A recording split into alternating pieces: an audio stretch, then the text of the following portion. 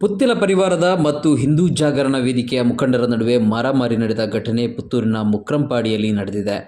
ಸಾಮಾಜಿಕ ಜಾಲತಾಣ ಫೇಸ್ಬುಕ್ನಲ್ಲಿ ಹಾಕಿರುವ ಪೋಸ್ಟ್ ಒಂದರ ವಿಚಾರವಾಗಿ ಈ ಗಲಾಟೆ ನಡೆದಿದೆ ಎಂದು ಹೇಳಲಾಗಿದೆ. ಪುತ್ತೂರಿನ ಮುಕ್ರಂಪಾಡಿಯಲ್ಲಿರುವ ಪುತ್ತಿಲ ಪರಿವಾರ ಕಚೇರಿಗೆ ಹಿಂದೂ ಜಾಗರಣ ವೇದಿಕೆಯ ಕಾರ್ಯಕರ್ತರು ನುಗ್ಗಲು ಯತ್ನಿಸಿದ್ದಾರೆ. ಅರುಣ್ ಪುತ್ತಿಲ ಬೆಂಬಲಿಗರಾದ ಮನೀಶ್ ಕುಲಾಲ್ ಬನ್ನೂರು ಅವರನ್ನು ಗುರಿಯಾಗಿಟ್ಟುಕೊಂಡು ದಿನೇಶ್ ಪಂಜಿಗ ಎಂಬಾತ 4 ಯುವಕರೊಂದಿಗೆ ತಲವಾರು ಹಿಡಿದುಕೊಂಡು ಆಗಮಿಸಿದ್ದರು ಎನ್ನಲಾಗಿದೆ. ಈ ವೇಳೆ ಪುತ್ತಿಲ ಪರಿವಾರ ಕಚೇರಿಯಲ್ಲಿ ಕೃಷ್ಣ ಪ್ರಸಾದ್ ಶೆಟ್ಟಿ ಮತ್ತಿತರರು ಇದ್ದು ಮನೀಶ್ ಕುಲಾಲ್ ಕಚೇರಿಯಲ್ಲಿ ಇರಲಿಲ್ಲ. ಮಾಹಿತಿ ತಿಳಿದ ಮನೀಶ್ ಕುಲಾಲ್ ಪೊಲೀಸರಿಗೆ ಮಾಹಿತಿ ನೀಡಿದ್ದರು.